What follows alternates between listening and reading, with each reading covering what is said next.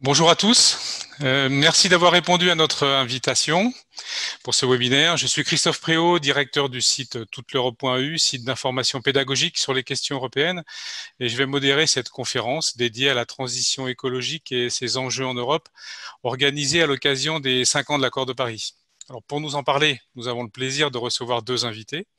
Ambroise Fayolle. Bonjour Monsieur Fayolle. Bonjour. Ambroise Fayolle, vice-président de la Banque européenne d'investissement, chargé de l'action pour le climat et de l'environnement. Et également Pascal Canfin. Bonjour Monsieur Bonjour. Canfin, Bonjour. eurodéputé, groupe Renew Europe et président de la commission Envie au Parlement européen, commission de l'environnement, de la santé publique et de la sécurité alimentaire. Alors avant d'engager le débat, quelques explications pratiques sur l'organisation du webinaire. Donc ce webinaire sera divisé en deux temps.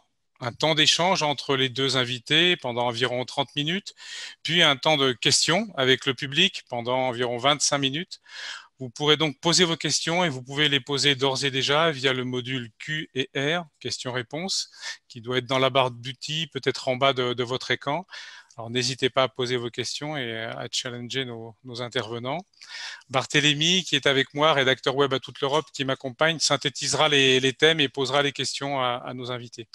Pour ceux qui nous suivent sur Facebook, vous pouvez poser les questions en commentaire. Donc nous sommes ensemble pendant 1 heure. Nous allons parler de ce que l'Union européenne fait pour la transition écologique, évoquer les pistes de réflexion et décisions à prendre, notamment en matière d'investissement pour que cette transition soit source de développement au bénéfice de la société sur le long terme et de tous les États membres. L'Union européenne, qui veut devenir la première puissance verte mondiale, a effectivement fixé des objectifs ambitieux. Alors en cette fin d'année 2020, nous sommes dans un calendrier qui est propice au premier bilan. Comme je le disais en introduction, l'accord de Paris a 5 ans, le pacte vert a 1 an, qui prévoit la neutralité carbone de l'UE en 2050, pacte vert qui donne le cap de la Commission von der Leyen en matière de climat, avec notamment un paquet législatif de 50 mesures. Et demain se déroule un Conseil européen où les 27 se pencheront sur la loi climat. Les dirigeants européens fixeront l'objectif de réduction des émissions de CO2 pour 2030. Le Japon et la Chine ont fixé la neutralité carbone pour 2050 et 2060. La transition verte, comme on le voit, est au cœur des stratégies dans un contexte sanitaire et économique mondial qui a sans doute accéléré la prise de conscience. Mais maintenant se pose la question de la concrétisation. Comment s'opère concrètement cette transition? Pour cela, nous avons besoin de décisions politiques fortes, ce dont nous parlerons avec Pascal Canfin, qui pilote les négociations sur la loi climat pour le Parlement européen, et besoin d'investissements lourds dans les territoires, au plus près du citoyen, ce que nous expliquera Ambroise Fayolle à travers la stratégie de la Banque européenne d'investissement. Donc, je voudrais commencer ce débat peut-être par une première question avec vous, Monsieur Fayolle, puisque c'est vous qui détenez les cordons de la bourse. Rappelons que la Banque européenne d'investissement est à la fois un organe de l'Union européenne, une banque, celle des 27 États membres, c'est l'institution de financement à long terme de l'Union européenne. Alors, ces dernières années, la BEI a évolué dans sa stratégie et à partir de 2021, elle alignera tous ses choix de financement sur les accords de Paris. Concrètement, quelle feuille de route vous êtes-vous fixée? Bien, alors, bonsoir à tous. Merci beaucoup pour ce webinaire. C'est toujours un peu frustrant de voir des gens par vidéo, mais c'est mieux que de ne rien faire. Et donc, bonsoir de Luxembourg, qui est le siège de la BEI. Nous, ce que notre conseil d'administration a décidé le mois dernier, un certain nombre d'actions qui sont très importantes pour transformer la BEI en Banque européenne du climat. La première action, elle est quantitative. Elle est d'augmenter le pourcentage de ce que nous finançons au titre de la lutte contre le changement climatique ou des projets en faveur de l'environnement, de la soutenabilité environnementale, de 25% maintenant, qui est le minimum qu'on doit faire depuis 2015, à 50% d'ici 2025. Ça veut dire une augmentation extrêmement forte sur une durée relativement courte. On est aujourd'hui entre 30 et 35% selon les années de notre action. Ça veut dire une augmentation très forte. compte tenu que notre volume d'activité par an, c'est à peu près 60 milliards d'euros. Donc, si on passe en gros de 25 à 50%, on passe de 15 milliards de projets verts chaque année à 30 milliards. Et ça veut dire des actions un peu partout pour favoriser les projets climatiques, que ce soit sur les énergies renouvelables, l'efficacité énergétique, l'innovation, et tout un ensemble de choses pour mettre du vert dans tout ce qu'on fait. Le deuxième objectif quantitatif qu'on a pris, c'est d'essayer d'avoir comme objectif d'ici fin 2030, c'est-à-dire sur la décennie des années 2020, d'avoir 1 trillion, c'est-à-dire 1000 milliards d'investissements mobilisés en faveur du climat. Alors, l'importance pour nous, c'est de montrer aussi que nous, on est un acteur qui a vocation à essayer de faire venir d'autres investisseurs sur les projets qu'on finance. Et ces 1000 milliards correspondent à peu près 100 milliards par an, hein, sur 10 ans. Ce n'est pas la peine d'avoir fait Polytechnique pour ça. Et si on fait à peu près 30 milliards d'euros par an de projet, on a un effet de levier entre 3 et 4. C'est-à-dire qu'il y a, pour 1 euro qu'on investit, il y en a 3 et 4 qui sont investis. Donc, on retombe sur à peu près cette dimension-là. 1000 milliards d'euros, ça paraît beaucoup. En réalité, on sait que les besoins de financement pour atteindre les objectifs de neutralité carbone de l'Union européenne sont de l'ordre de 600 milliards d'euros par an. Donc, on est sur des volumes qui sont très importants, mais des besoins qui sont encore plus importants. Et c'est pour ça qu'on a besoin de la mobilisation de tous, et notamment des acteurs, de tous les acteurs financiers, y compris dans le secteur privé. Et puis, troisième décision qui a été prise et qui est très, très lourde de conséquences, on a décidé qu'on serait, d'ici la fin de l'année, 100% de nos financements seront alignés sur les accords de Paris. Ça veut dire quoi? Ça veut dire que si vous faites 50% de votre action qui est verte, il faut absolument éviter que les 50 autres pourcents soient au détriment de l'objectif climatique. Et donc, pour cela, eh bien, on a revu toutes les politiques qu'on fait pour être certain qu'on va bien dans la direction d'avoir des projets qui sont verts d'un côté et des projets qui ne sont pas verts. On va continuer à financer des projets dans le domaine de la santé, par exemple, mais qui ne vont pas faire ce qu'on appelle en anglais, qui est un principe très important de la taxonomie européenne, qui est la base de notre action maintenant, do not significant harm to reaching the objectives of the European Union. Et donc, ça va faire un ensemble de paramètres qui vont à la fois sont un formidable vecteur de mobilisation de l'institution, et moi je le vis ici à Luxembourg, mais aussi des défis pour atteindre ces objectifs, c'est certain. Merci, Monsieur Fayol. On reviendra sur tous ces points. Effectivement, ça fait beaucoup d'argent que vous allez lever, qu'il faut mettre aussi en relief avec les 1000 milliards que souhaite lever aussi la Commission européenne à travers le pacte vert. Monsieur Canfin, petite question un peu plus peut-être politique. L'accord de Paris d'il y a 5 ans avait marqué une étape importante dans la lutte contre le réchauffement climatique. Les promesses n'ont pas toutes été réellement tenues. Est-ce qu'aujourd'hui la prise de conscience est bien réelle? Quels sont les signes concrets que vous voyez aujourd'hui? Alors, les décisions de la BU en sont sans doute quelques-uns, mais quels sont les signes concrets qui peuvent nous permettre de dire qu'aujourd'hui, on est vraiment passé dans une phase d'action? Alors, d'abord, au niveau, évidemment, bonjour à tout le monde. Bonjour à Ambroise Fayol en particulier. D'abord, rappeler, parce que Donald Trump voulait tuer l'accord de Paris. Quand les États-Unis, en 2017, et quand Trump annonce qu'il sort les États-Unis de l'accord de Paris, il s'attend à ce que d'autres suivent. Le Brésil, l'Arabie Saoudite, la Turquie, etc. Et 4 ans plus tard, aucun pays au monde n'a suivi Donald Trump. Ça ne veut pas dire que tous respectent l'accord de Paris, bien évidemment, mais l'idée selon laquelle Trump allait réussir à avoir la peau de l'accord de Paris, il a perdu. Et c'est fondamental parce qu'on ne serait pas aujourd'hui dans le même type de discussion si 25, 30, 40 pays avaient suivi Donald Trump et que les accords de Paris auraient de fait disparu. Résultat des courses, les États-Unis sont sortis de l'accord de Paris pendant 3 mois. Novembre 2020, janvier 2021, lorsque Joe Biden prendra le décret présidentiel qui remettra les États-Unis immédiatement dans l'accord de Paris. Pourquoi je commence par ça? Parce que il faut toujours aussi se mettre dans une situation où les embranchements auraient pu être bien, bien pires qu'ils ne sont aujourd'hui. Et aujourd'hui, on a de nouveau un alignement des planètes, et après je vais zoomer sur l'Europe, puisqu'on a un président américain dont la plateforme programmatique porte la neutralité climat 2050 avec la nomination de John Kerry, qui est sans doute le meilleur sur ces sujets aux États-Unis, le plus expérimenté, et ce qui est un signal très fort d'ambition. Le deuxième, c'est la Chine, avec une décision prise au plus haut niveau de neutralité carbone en 2060, qui est conforme à l'accord de Paris. Et nous, en Europe, la neutralité climat en 2050, avec déjà, et je vais répondre à votre question en semant quelques exemples sur lesquels on pourra revenir plus en détail après, déjà une série assez impressionnante de décisions qui ont été prises. Je commence évidemment par la Banque européenne d'investissement et la transformation de la BEI en Banque du climat. C'est structurant puisque la BEI, c'est la Banque de l'Union. Et donc, si on veut mettre l'argent pour transformer, il faut que la Banque de l'Union se transforme en Banque du climat. C'est ce qu'elle a fait et Ambroise Fayol y reviendra évidemment encore plus dans le détail si nécessaire.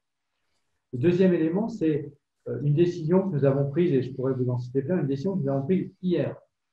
Hier, on a changé, on a eu le fameux trilogue, c'est-à-dire la négociation finale entre les différentes institutions européennes, pour changer les règles d'éligibilité des projets, donc de financement des projets, sur les fonds structurels.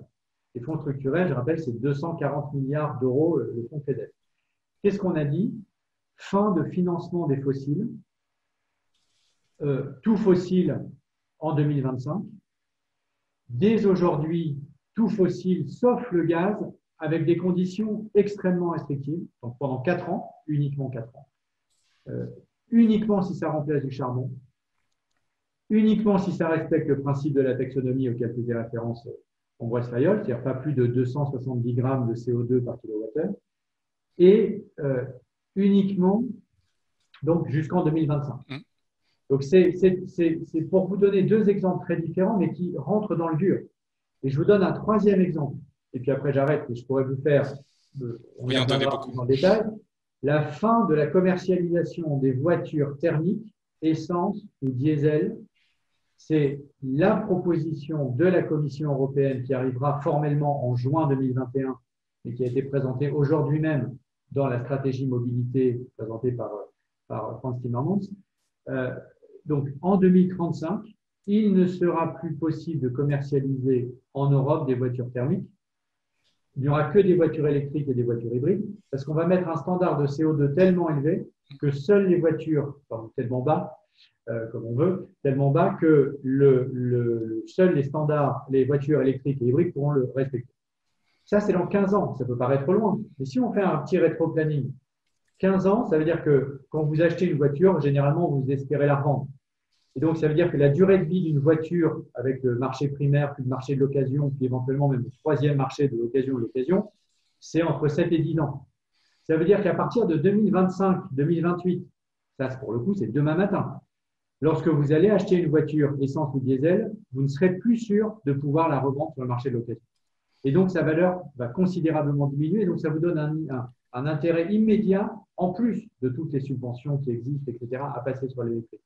Voilà quelque chose de très concret. Là, on a parlé énergie, on a parlé transport, on est au cœur de la transformation. Du secteur automobile, nous en reparlerons, je pense, tout à l'heure, parce que c'est aussi un secteur qui s'inquiète, parce que cette transition, il faut aussi la faire absolument, en grande cohérence et par rapport aux emplois et aussi à cette industrie qui pourrait se retrouver en grande souffrance si elle n'est pas accompagnée. Mais je pense que sur ce point, on en parlera aussi avec monsieur Fayol, et ce sont des décisions qui passeront à travers le fonds de transition juste, je pense. Je voulais aussi, Monsieur Canfin, poursuivre et vous poser une question sur la loi climat qui est aussi à l'agenda du Conseil européen demain et vendredi. Aussi une décision, on attend une décision qui sera certes politique, mais plus que politique, très forte. Qu'attendez-vous aujourd'hui des dirigeants européens à l'issue de ce Conseil ?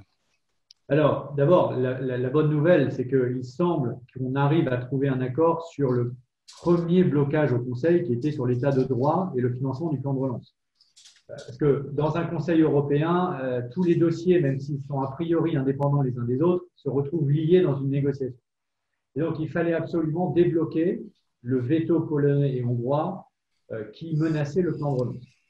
Et c'est évidemment un enjeu de gouvernance européenne, de projet européen, mais c'est aussi un enjeu environnemental, parce que, je le rappelle, le plan de relance, c'est le plus vert au monde. Ce n'est pas moi qui le dis, c'est Vivid Economics, qui est un think tank britannique, qui a comparé tous les plans de relance au monde.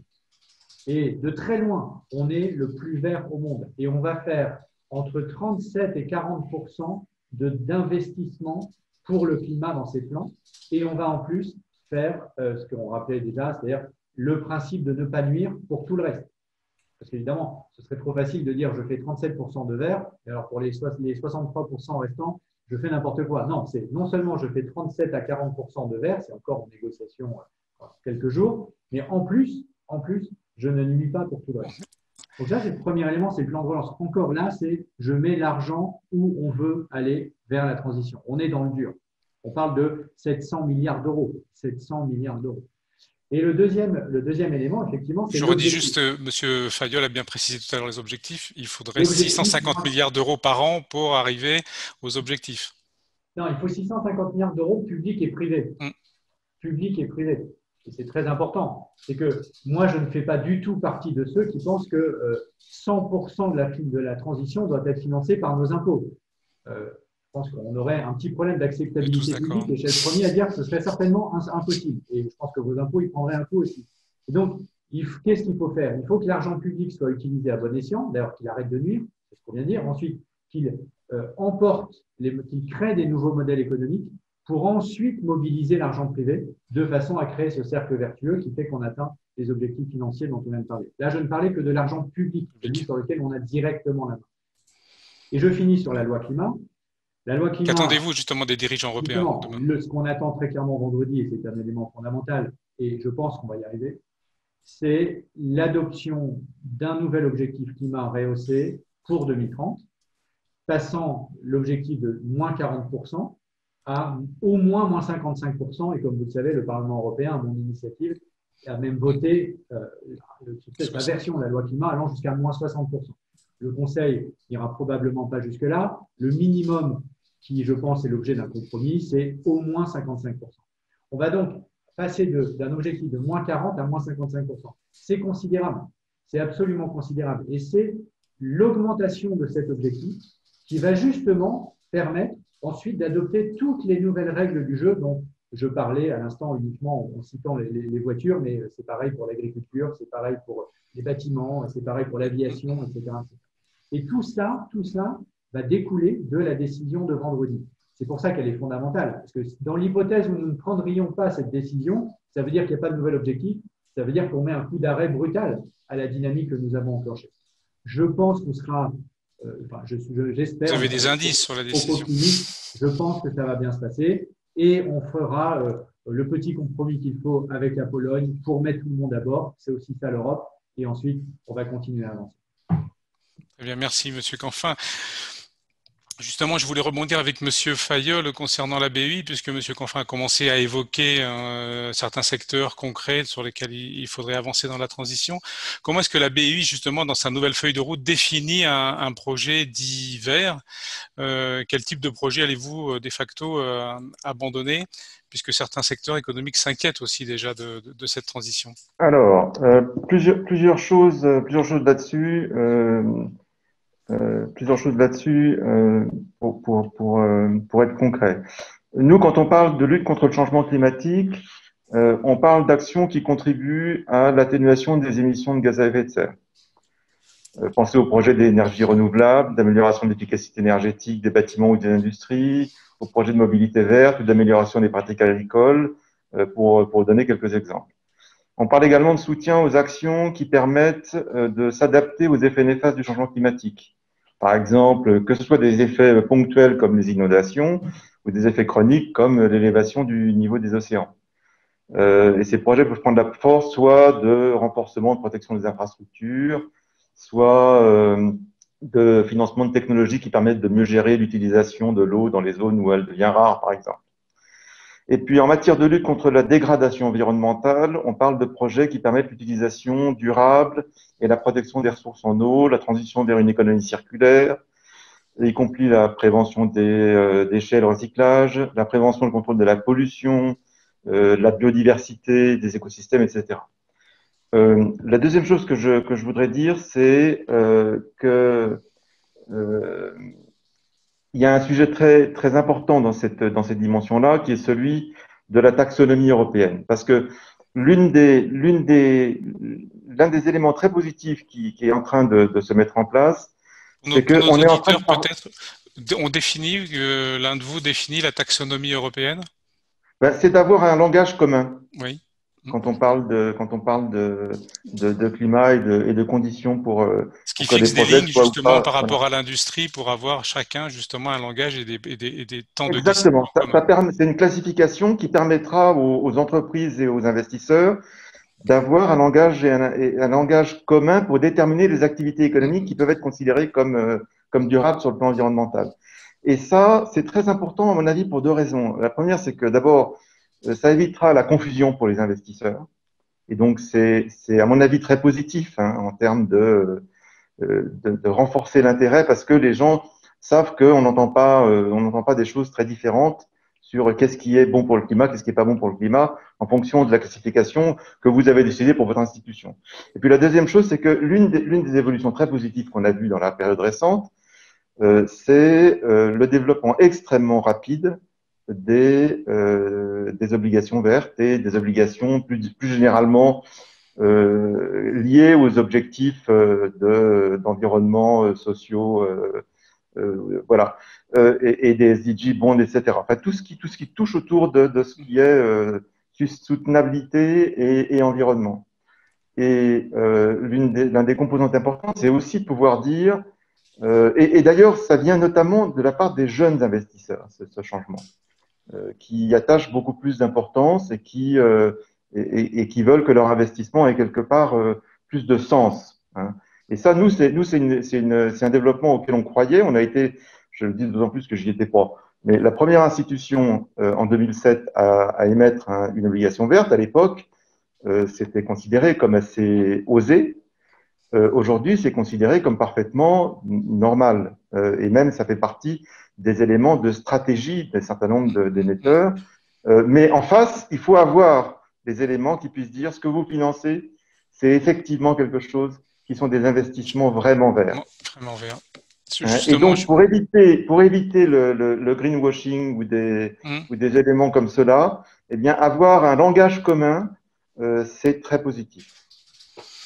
Justement, je voulais m'adresser plus à l'homme politique, Monsieur Canfin, justement. Oui. Monsieur Fayol vient de dire que les chefs d'entreprise, peut-être les plus jeunes, mais sûrement pas exclusivement, sont très attachés justement à avoir du sens dans leur activité et attachés aux conditions environnementales.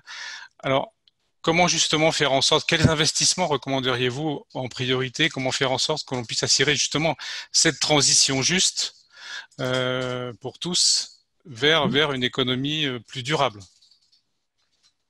Ce qu'on est en train de faire, c'est justement de changer les règles du jeu sur les marchés financiers pour que les investisseurs soient en partie incités, en partie contraints à investir davantage dans les activités liées à la transition. Et je rejoins ce que disait Ambroise sur l'importance de la taxonomie. Ça peut paraître affreusement technique, ça l'est. Mais pourquoi c'est fondamental dans notre théorie du changement? C'est parce que si on veut pouvoir massifier l'investissement dans les technologies vertes, il faut qu'on parle le même langage, la même grammaire. Sinon, un investisseur néerlandais va se dire, mais attendez, moi, vous, entreprise allemande, vous me dites que votre truc, il est vert, mais la même technologie en France, elle est considérée comme pas verte, et réciproquement, etc. Donc, je ne m'y retrouve plus. Ouh là là, en plus, si je fais ça, je vais avoir les ONG sur le dos, donc je ne le fais pas. C'est ça la réalité aujourd'hui. Et donc, c'est pour ça que c'est très important d'avoir une définition commune qui crée un marché commun du financement, un marché unique du financement de la transition. Et comme en plus on a avec la BEI un outil intégré qui va, et c'est une décision importante, justement respecter, être conforme à la taxonomie, et qu'on est aussi en train d'utiliser la taxonomie comme clé d'entrée dans les différentes lignes budgétaires européennes. Je parlais par exemple des fonds structurels, je pourrais parler aussi du fonds de relance. Résultat des courses, on est en train, que ce soit sur les marchés financiers, que ce soit avec l'argent public, on est en train d'aligner tout le monde sur le même cadre de pensée, où précisément, on enlève le risque, on diminue considérablement, il y en aura toujours un petit peu, mais on enlève considérablement le risque de greenwashing. Donc, on sécurise les investisseurs, on sécurise les entreprises, et en même temps, on renforce la capacité d'attractivité des entreprises, petites ou grandes, qui fournissent les technologies et les solutions, parce que on est en train, par ailleurs, de renforcer les règles du jeu pour obliger les investisseurs à aller vers le vert. Et je vais vous donner un autre exemple qui est en cours, mais qui, à mon avis, est absolument décisif, c'est la Banque centrale européenne. Vous le savez, Christine Lagarde a dit qu'elle considérait très clairement que la lutte contre le dérèglement climatique, c'était dans son mandat. Déjà, je me permets cette remarque, c'est une vraie différence avec son prédécesseur pour lequel c'était moins clair. Elle, son sujet, maintenant, c'est d'opérationnaliser ça. C'est pas de dire simplement, OK, c'est dans mon mandat, c'est concrètement comment je fais. Et ce processus prend 1 an, il est en cours, et à l'été 2021, je crois, il y aura une nouvelle doctrine de la Banque centrale européenne sur ce sujet. Et une des pistes possibles, parmi d'autres, c'est celle que moi je pense tout à fait intéressante et je pense raisonnablement que ça peut atterrir sur ça, c'est de commencer à mettre un filtre carbone dans la politique d'achat et de vente d'actifs de la BCE. Vous le savez, la BCE, avec les politiques monétaires dites non conventionnelles, a considérablement augmenté ses interventions sur les marchés, donc ses achats d'actifs obligataires, notamment des entreprises. Si, à partir de 2021, plus probablement, on va dire 1er janvier 2022, par exemple, c'est demain matin, pour une fois, elle dit je vais différencier un actif dans mon bilan selon qu'il est compatible avec la taxonomie, selon qu'il est engagé dans un processus de transition, etc., etc., et ceux qui ne le sont pas. Ça veut dire que l'action de l'entreprise X perd énormément, qui ne jouerait pas le jeu, perd énormément de valeur parce pour une banque qui voudrait mettre cette action au bilan de la BCE, ça devient plus compliqué, ça coûte plus cher, c'est plus risqué, c'est moins liquide. Alors qu'inversement, une entreprise verte, on va dire, pour elle, c'est open bar en quelque sorte, c'est-à-dire qu'on a la certitude que la BCE viendra en cas de problème régler le problème éventuel. C'est donc un changement du risque relatif sur les marchés financiers considérable, considérable. Et ça va percoler dans tout le système financier, en gros, au moins de la zone euro. Parce que quand la Banque centrale prend une décision, on voit bien que ça irrigue les politiques de toutes les banques. Et si on fait ça, plus la taxonomie, plus la Banque du climat, plus un budget européen aligné avec l'accord de Paris, etc., etc., c'est exactement ce qu'on est en train de faire. Je ne suis pas en train de rêver sur une planète, c'est ce qu'on est en train de faire. Vous voyez bien que quand tout le monde va réaliser que tout ça, ça fait système, je crois qu'on va réaliser à quel point on est en train d'aller vite. Et ça, il y a toujours un effet retard. C'est-à-dire que, c'est normal, je veux dire, pendant longtemps, on pense qu'on va faire, on va dire qu'on va faire, puis en fait, on ne fait pas. Et les gens se disent, ah ben voilà, ils racontent, ils ne font pas, c'est du pipeau, c'est du greenwashing, ils sont en retard, etc. Puis le jour où on est en train de faire, et là, on est en train de le faire pour de vrai, les gens continuent de penser que ce n'est pas vrai. C'est normal, puisque dans le passé, ce n'était pas vrai. Mais le jour où ils vont s'apercevoir qu'en fait, c'est vrai, ils vont s'apercevoir à quel point tout ça, tous les points sont reliés entre eux et sont en train de dessiner ce fameux Green Deal systémique qui est un changement profond de nos modèles économiques. Et au fond, et je conclue là-dessus, ce qui me tient le plus à cœur, c'est la réinvention d'une nouvelle prospérité. On doit inventer un nouveau modèle de prospérité. C'est ça le sujet politique, juste, compatible avec le changement climatique, avec le fait d'être 9 milliards sur la planète, etc. C'est ça l'enjeu politique majeur du siècle. Et je crois vraiment qu'on est en train de le faire très sincèrement et très profondément en Europe aujourd'hui. Ouais, merci Monsieur Canfin. Réinventer un nouveau modèle de prospérité, justement, ça veut dire aussi, alors comme vous l'avez dit tout à l'heure, il faut que cette transition elle profite aussi à tout le monde. Enfin, je pense que ça doit être une préoccupation pour vous. Et l'Union européenne l'a fixé dans dans ses objectifs. Mais comme vous le disiez aussi, on est dans une compétition internationale. Ça veut dire aussi que l'Union européenne doit se donner les moyens d'innover en ce qui concerne la transition verte. Je reprends les propos du Premier ministre japonais qui a annoncé que le changement climatique n'était plus une contrainte pour la croissance économique. Donc ça veut dire qu'on a sans doute passé un cap dans les mentalités. Là, je m'adresserai plus à Monsieur Fayolle. Comment est-ce que justement l'Union européenne peut s'installer dans cette course à l'innovation verte et à devenir le leader mondial qu'elle souhaite? Alors, c'est une question extrêmement importante parce que elle est absolument stratégique. Et elle est stratégique de différents points de vue. D'abord, aujourd'hui, on ne peut pas dire que l'Europe soit en avance par rapport à ses principaux concurrents en matière d'innovation et de recherche et développement. Et donc, il y a un enjeu de compétitivité qui est certain sur ces thématiques-là. Et c'est vrai que la mise en place de la stratégie climat, que ce soit au niveau de la Commission ou au niveau de la BEI ou d'autres acteurs d'ailleurs, est quelque chose qui peut aider par les financements que ça apporte à améliorer la compétitivité par l'innovation. Ensuite, c'est très important en soi parce que l'objectif de neutralité carbone 2050 n'est possible que s'il y a des innovations. Et on le dit, enfin moi je suis pas un scientifique de ce sujet-là, mais ce que j'ai compris, c'est que il y avait un certain nombre d'innovations qu'il faudrait, enfin qu'il va falloir, qui vont arriver, je vais dire autrement, qui vont arriver dans les prochaines années, qui sont nécessaires pour atteindre l'objectif de neutralité carbone 2050. Et aujourd'hui, on les a pas. Et donc, il faut absolument essayer de faciliter, d'encourager l'innovation dans le domaine climatique. Alors, nous, de notre côté, ce qu'on fait, c'est à différents points de vue, à différentes échelles, et très souvent en lien avec la Commission européenne. Il y a vraiment une équipe européenne sur ces sujets-là qui est très unie, et Pascal le disait aussi de manière très ambitieuse. Alors, si je peux juste donner deux exemples. On a mis en place. Donnez-nous des exemples très concrets, donc c'est très intéressant. Ouais. Mais je vois le temps qui file aussi, et il y a beaucoup de questions qui sont arrivées, donc on va donner la parole aussi au public. Mais allez-y, bien sûr, Monsieur Fayolle. Non, je ne donne pas des. Voilà, c'est pas grave. Si. Non, donnez-nous vos exemples brièvement, non? Non, moi, comme exemple premier, il y a dans le domaine des batteries électriques, non seulement l'Alliance européenne, à laquelle nous, évidemment, on est très impliqués. On a financé une usine extrêmement intéressante en Suède, qui s'appelle Northvolt, qui a des capacités très importantes à venir dans le domaine de batteries électriques. On a financé d'abord l'espèce de projet pilote, et puis ensuite la vraie grosse usine. Ça, c'est des enjeux qui sont très importants. Et on le fait également dans d'autres pays en Europe, évidemment dans le cadre de l'Alliance des batteries, mais aussi dans des projets qui sont en Pologne, par exemple.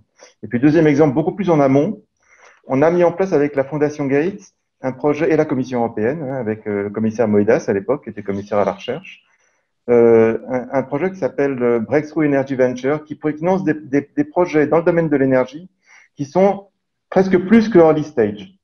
Donc, très en amont, et on pense bien que très peu vont réussir, mais si même un ou deux réussissent, alors le potentiel que ça soit transformé en innovation demain qui puisse nous être extrêmement utile pour la politique énergétique, eh bien, serait très important. Et donc, nous, comme banque publique, on pense que c'est notre rôle d'essayer d'encourager le plus possible ce type de projet. Très bien. Monsieur Canfin, donc on le voit, l'Union européenne est dans cette course peut-être pas très en avance, si je comprends bien les propos de Monsieur Fayolle. Bon, on ne va pas non plus s'autoflageller. Mais... On va se flageller. On est quand même, sauf erreur de ma part, Ambroise, et sous réserve des dernières statistiques, on est la zone au monde qui dispose le plus de brevets verts sur les technologies vertes bas carbone.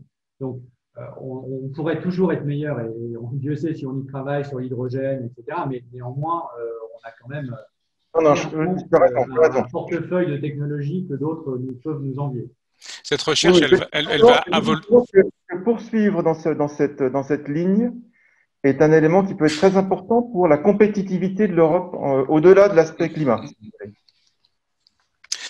Le budget recherche dans le prochain cadre financier pluriannuel est en très forte augmentation et on présume qu'il sera plutôt dédié aussi à des projets favorisant la transition climatique, énergétique et les mobilités, par exemple. C'est à moi que vous parlez? Oui. D'accord. Oui, bien sûr. Enfin, je ne vais pas lister tous les changements de politique publique, oui. Mais de manière générale, peut-être un mot, parce que vous êtes intervenu à plusieurs reprises et fort justement sur la notion de transition juste. Et là, on aborde la question de la compétitivité. Et je pense que, évidemment, ces deux enjeux sont absolument structurants. C'est-à-dire qu'on ne réussira ce fameux nouveau modèle de prospérité que j'évoquais tout à l'heure que si on prend à bras-le-corps le lien entre transition écologique et justice sociale d'un côté, et de l'autre, le lien entre transition écologique et compétitivité dans une économie ouverte et mondialisée de l'autre. Et si on n'est pas capable de répondre à ces questions, alors il n'y aura juste pas de transition. Franz Timmermans dit très très justement, s'il n'y a pas de transition juste, alors il n'y a juste pas de transition. Je le rejoins totalement. Donc comment on fait? Comment on fait? Vous l'évoquiez, on a d'abord le fonds de transition juste, 17 milliards d'euros. La fin de la négociation, c'est en ce moment même. C'est pour ça que je fais aussi parfois sur mon téléphone, parce qu'on négocie les tout derniers réglages qui restaient dans le trilogue, mais on y est. On aura ce soir, je peux vous l'annoncer, on aura ce soir un accord final sur le fonds de transition juste. Et il y aura, Information exclusive. je vais encore parler au conditionnel parce que je ne veux pas dévoiler, il y aura très très probablement zéro financement possible, zéro. 100% sur les énergies d'avenir, 100% sur l'accompagnement social, la transition, la formation, etc. Deuxième élément à côté du fonds de transition juste, moi je plaide effectivement pour que l'idée de contrat de transition se généralise. Et si je prends une seconde ma casquette française, on a créé en 2017 les premiers contrats de transition écologique pour les territoires. Par exemple, les tout premiers, c'est pour les territoires où on ferme les centrales à charbon. Et donc, ça fait quelques centaines d'emplois directs et quelques milliers d'emplois indirects qui pâtissent évidemment de cette fermeture. Il faut donc remplacer cette activité par une autre. Alors, on crée des contrats de transition écologique de façon à passer de la situation A à la situation B avec de la formation, avec des compétences, avec du réinvestissement public et privé, etc. Ça, je pense qu'il faut le massifier. Et la BEI, si je peux me permettre cette apostrophe, la BEI, je pense, a un rôle qui peut être assez structurant, justement en apportant cette grammaire des contrats de transition écologique. Ça, c'est pour la partie justice sociale. Je pourrais développer bien plus, mais je n'ai pas le temps. Sur la partie compétitivité, là, c'est pareil, je vais vous donner une seule mesure, c'est le mécanisme d'ajustement carbone aux frontières. On a maintenant acté, et c'est une idée qui est portée depuis des années et des années par la France, mais qui maintenant est devenue la position européenne et la loi sur le sujet, la directive, sort en juin 2021. Elle est en train d'être écrite.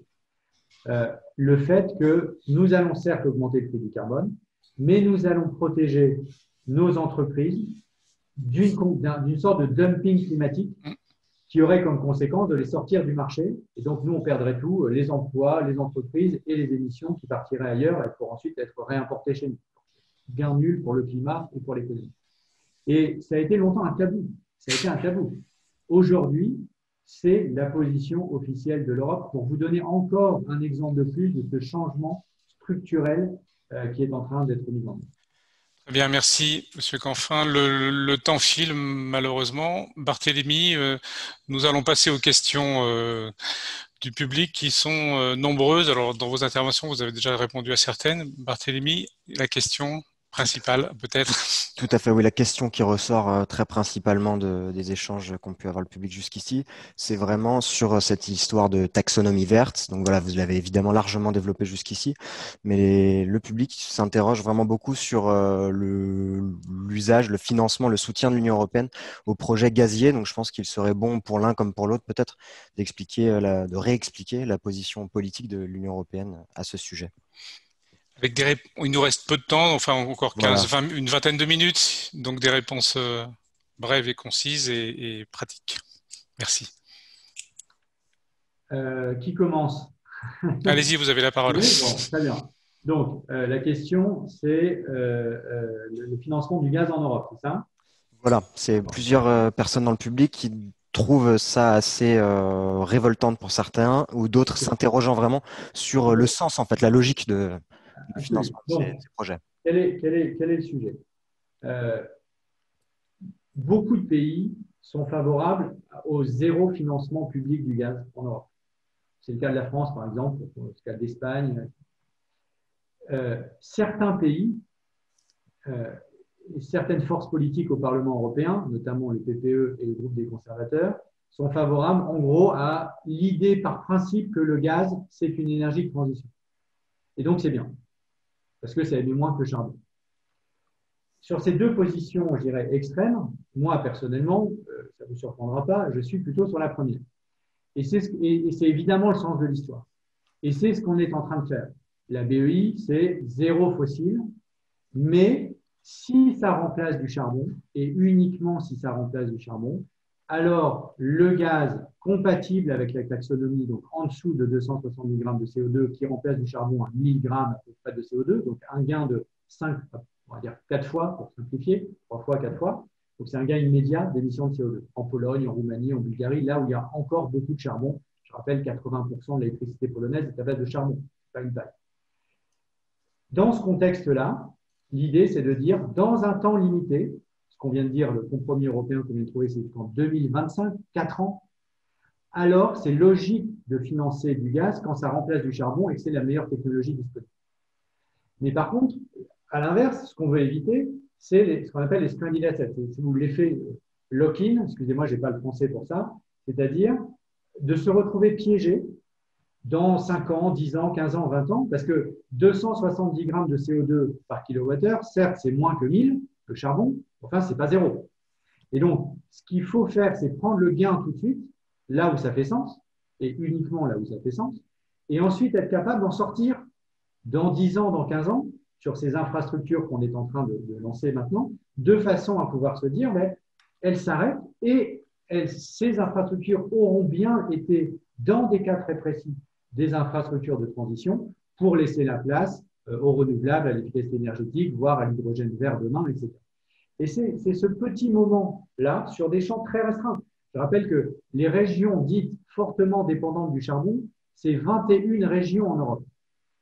Donc, il ne faut pas faire d'idéologie, ni dans un sens, ni dans l'autre. Il faut être aligné avec la neutralité climat. Ça, c'est la boussole totale. Et il faut montrer comment, à un certain moment, et ça permet d'avoir le deal politique avec les Polonais vendredi au Conseil, et donc c'est extraordinairement précieux, eh bien, le fait de leur permettre de financer quelques projets gaziers comme énergie de transition compatible avec la taxonomie et qui s'arrête à une certaine date, eh bien, ça fait le lien. Et c'est ça le bon deal européen. Ce n'est pas appliquer une vision idéologique qui devrait s'appliquer à tout le monde, c'est de trouver le bon équilibre qui, lui, est compatible avec le seul objectif, pour le coup, qui n'est pas de l'idéologie, qui c'est sur quoi on s'est tous mis d'accord concrètement avec l'accord de Paris, c'est-à-dire la neutralité climat 2050. Et c'est ça qu'on est en train de faire. Et franchement, je pense que c'est aujourd'hui, sans doute, Ambroise me confirmera, je pense, c'est l'endroit au monde où on est le plus en pointe dans cette nouvelle grammaire-là. Et je dirais, ce n'est pas la Russie, ce n'est pas la Chine, ce n'est pas les États-Unis, c'est pas là où il y a des énormes, la Turquie, etc., où il y a des énormes projets gaziers qui sont prévus. Donc, s'il y a de la mobilisation à faire anti-gaz, entre guillemets, c'est clairement plus maintenant la peine de faire en Europe. Je pense qu'on a quasiment réglé cette question là dans les deals politiques qu'on est en train de passer. C'était structurant tout au long de cette année. Je pense que Ambroise a été l'un des moteurs de ce deal au sein de la BEI. Et la BEI et je ne remercierai jamais assez pour ça, a fixé la ligne. Elle a été la première. Et à partir du moment où vous aviez un premier acteur aussi puissant que la BEI pour le faire, ça a attiré tout le monde. Télémy, une autre question? Un mot, s'il vous plaît, pour Allez-y. compléter. Je suis désolé, mais d'abord, merci beaucoup, Pascal, pour ce que tu dis. Et ça s'avère, nous, on voit bien le travail qui est fait par toi au Parlement européen. C'est vraiment, effectivement, aller dans la même direction. Juste ce que je voulais dire, c'est que nous, on a une politique de l'énergie qui a été révisée à la fin de l'année dernière, qui effectivement fait qu'aujourd'hui, il n'y a plus de nouveaux projets dans le domaine gazier qui sont instruits par la BEI, sauf si la norme est en dessous de 250 grammes de CO2 par kilowattheure sur la durée de vie du projet. Mais surtout, ce que je voulais dire par rapport à ce que disait Pascal, sur lequel je suis tout à fait d'accord, c'est qu'on rejoint là l'élément très important que Pascal a dit plus tôt, qui est il faut que la transition soit juste. Et il faut donc aider les régions, les pays qui ont le plus de chemin à faire pour arriver à la transition, à la neutralité carbone. Et nous, vraiment, c'est un des objectifs clés. Et c'est comme ça qu'on a obtenu notre politique climatique adoptée le mois dernier à l'unanimité. Salimi, une Oui. autre question? Alors, pour essayer de faire court et concis et faire un grand écart, les deux autres choses qui sont revenues assez largement, c'est une question qui est peut-être d'ordre plus général, quasi philosophique et en tout cas scientifique, à savoir est-ce que tout ce qu'on engage au niveau européen n'est finalement pas peine perdue pour endiguer le réchauffement, le changement climatique qui est à l'œuvre? Ça, c'est la première question. Donc, je peux proposer peut-être à Monsieur Canfin d'y répondre, parce que la deuxième s'adresse à Monsieur Fayol et elle est beaucoup plus concrète. C'est donc un internaute qui nous explique que la BU vient de signer un accord avec la région Occitanie de 40 millions d'euros pour compléter le financement d'un service public de rénovation énergétique. Donc voilà, il aimerait que vous expliquiez un peu les conséquences que ça peut avoir au niveau de la région Occitanie et savoir si ça peut pas être diffusé, enfin être appliqué dans les autres régions françaises. Voilà, pour avoir le philosophique et le local peut-être. Merci. Rappelez-moi juste le tout début de la question, ça va me revenir. Là, j'ai un Est-ce trou. que c'est pas trop tard, tout Ah oui, simplement? voilà, c'est Voilà. le rôle de l'Europe et est-ce qu'on ne fait pas ça? Bon. Voilà. Deux Dans réponses. le concert mondial. Oui, Voilà. deux réponses. La première, c'est que d'abord, on ne fait pas ça pour se faire mal. On fait ça parce qu'on pense que de toute façon, c'est bien de le faire. Parce que, en gros, diminuer le charbon, c'est améliorer la qualité de l'air. On est le seul, on est le continent au monde qui est le plus dépendant des énergies fossiles importées. D'accord? On importe la quasi-totalité de notre énergie fossile. On n'a pas de pétrole, on n'a pas d'énormes gisements de gaz, etc. On n'est pas les États-Unis, on n'est pas la Russie, on n'est pas la Turquie, on n'est pas l'Algérie, le Qatar, etc. Très bien. Donc, c'est énorme, c'est des centaines de milliards d'euros par an qui sortent de l'Europe et qui vont vers des régimes dont, par ailleurs, on peut questionner la cohérence avec nos valeurs, dans certains cas. C'est évidemment notre intérêt économique que de dire on va relocaliser ces flux en produisant chez nous.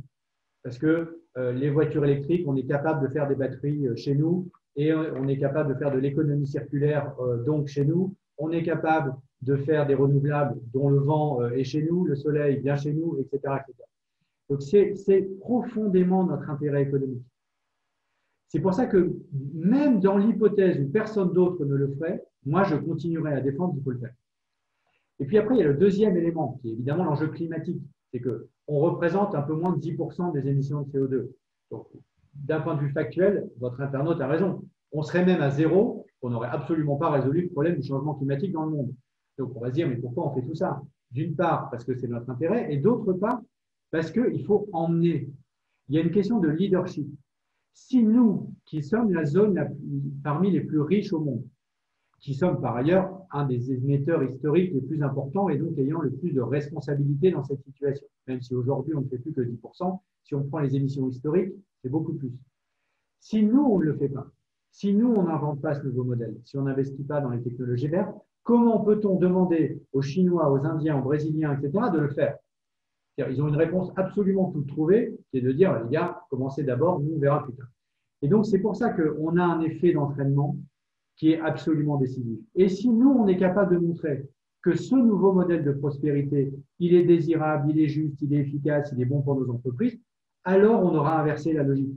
Et c'est les autres qui diront, on est vraiment con de ne pas faire comme eux. Et on aura tout changé. Donc, c'est pour ça que pour ces deux raisons-là, même dans une économie où nous ne faisons plus aujourd'hui, et c'est vrai que 10% des émissions de CO2, il faut le faire. Alors effectivement, on passe de considérations très Planétaire à local, tout à fait. locales, même si j'ai écouté avec beaucoup d'intérêt ce que Pascal vient de dire. L'accord avec l'Occitanie, pour faire court, En 2015, il y a eu une loi qui est passée qui s'appelle la loi, il y a une loi qui a créé, j'ai oublié son nom, mais qui a créé ce qu'on appelle des sociétés de tiers financement.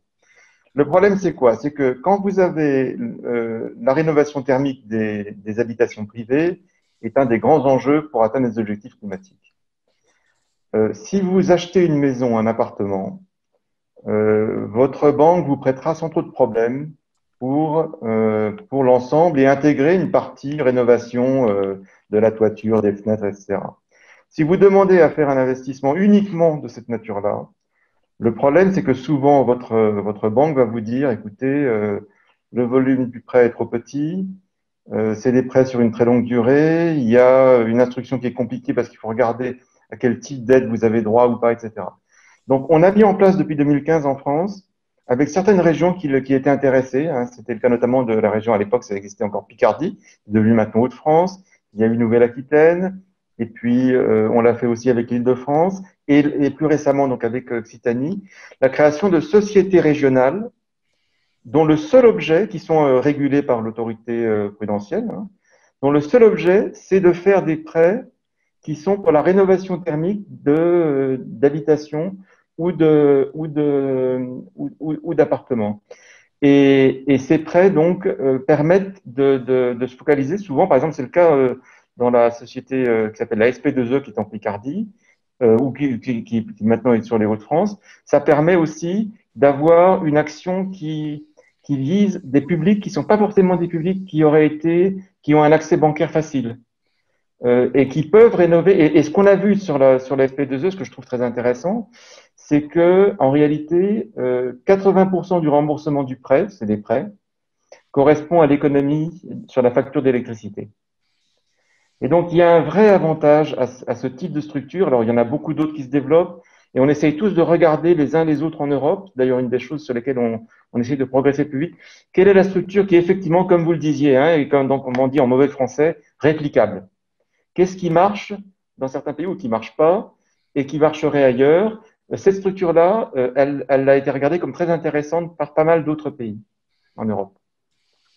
Très bien, merci. Du global au local, on voit toutes les ambitions et les objectifs de lutte contre le réchauffement climatique. Barthélémy, il y a d'autres questions? Oui, une dernière salve de questions qui porte assez logiquement sur le cas français, notamment celle-ci qui, je pense, peut être intéressante. Le Haut Conseil du climat, en fait, indique que l'empreinte carbone des Français est restée stable depuis 1995 et donc que le pays ne serait pas sur la bonne trajectoire pour la fameuse neutralité carbone de 2050. Donc la question, c'est comment est-ce qu'on fait, aussi bien en termes incitatifs qu'en termes répressifs, entre guillemets, au niveau européen, pour pousser un pays comme la France à être plus ambitieux?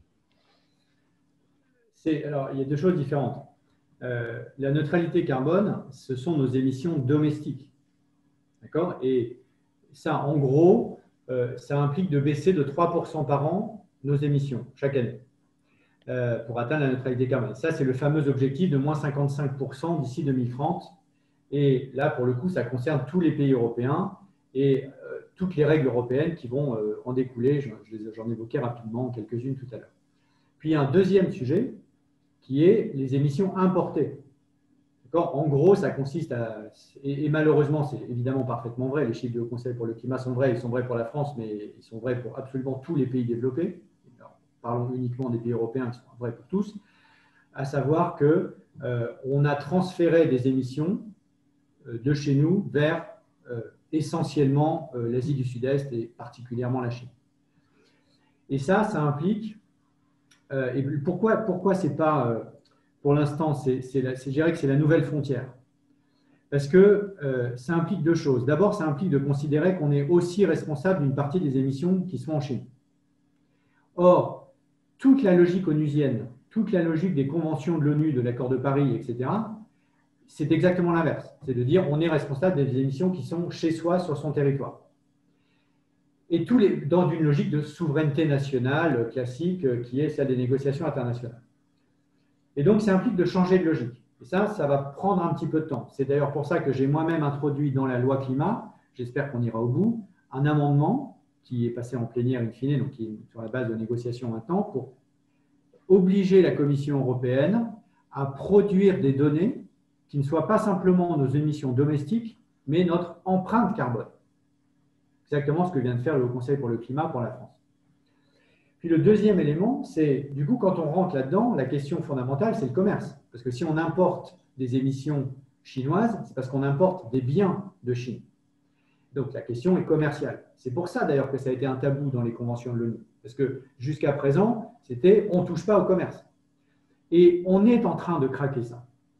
On est en train de craquer ça et on va avoir un test grandeur nature très très vite avec le mécanisme d'ajustement carbone aux frontières, puisque la proposition législative, c'est juin 2021, c'est demain matin, et on est déjà en train de préparer le terrain avec les Américains d'un côté et les Chinois de l'autre, il faut bien commencer quelque part, pour dire voilà ce qu'on veut faire, voilà la logique, etc. Et c'est pour ça que la ligne rouge que nous nous sommes tous fixés, c'est que ce soit compatible avec l'OMC. Parce que tant que c'est compatible avec l'OMC, alors on est dans le jeu multilatéral des règles du jeu qu'on s'est fixées. Si on sort de l'OMC, alors ça devient discriminatoire et on rentre dans la logique de guerre commerciale à la Trump et les rétorsions et on met le doigt dans un truc, on sait où on commence, on ne sait pas où ça finit. Donc ça va être le premier test grandeur nature, puisqu'on va être les premiers au monde à le faire. Et je m'attends à une discussion politique très très très forte. Et si on gagne, c'est-à-dire si on réussit à le faire vraiment et dans l'OMC, et que ça passe, alors je pense qu'on aura commencé à apporter une réponse au sujet de l'empreinte carbone générale et on aura adressé ce problème qui est malheureusement un vrai problème, c'est-à-dire qu'on exporte bien évidemment trop souvent nos émissions dans les pays en développement. Merci Monsieur Canfin. Nous arrivons malheureusement à la fin de notre débat, puisque nous échangeons déjà depuis 1 heure. De nombreuses questions évidemment ont été posées. On voit bien un peu les préoccupations de chacun dans cette transition, à la fois le fait qu'effectivement il ne faut pas laisser beaucoup de monde sur le bord de la route, et puis en même temps pouvoir partager tous ensemble dans le grand concert mondial. Juste pour chacun, à ce moment-là, pour Monsieur Canfin et pour Monsieur Fayolle, juste un mot de conclusion rapide, 10 secondes, 3 mots forts, et puis on se laisse. Non, mais je pense que, in fine, pour moi, si je dois résumer ça, c'est le nouveau modèle de prospérité. C'est ça qu'on doit inventer dans un monde ouvert, juste socialement, compétitif pour nos entreprises. Et si on rend ça désirable pour nous-mêmes et pour les autres, on aura marqué l'histoire. Monsieur Fayolle. Pour moi, la BUI rendra la BUI désirable. Non, non, pas en 10 secondes. Mais non, pour moi, je trouve que l'année 2020 est quand même une année qui aura montré que l'Europe a un sacré leadership sur le sujet climatique et que ça, c'est quelque chose qu'il nous faut absolument valoriser, mais aussi mettre en œuvre.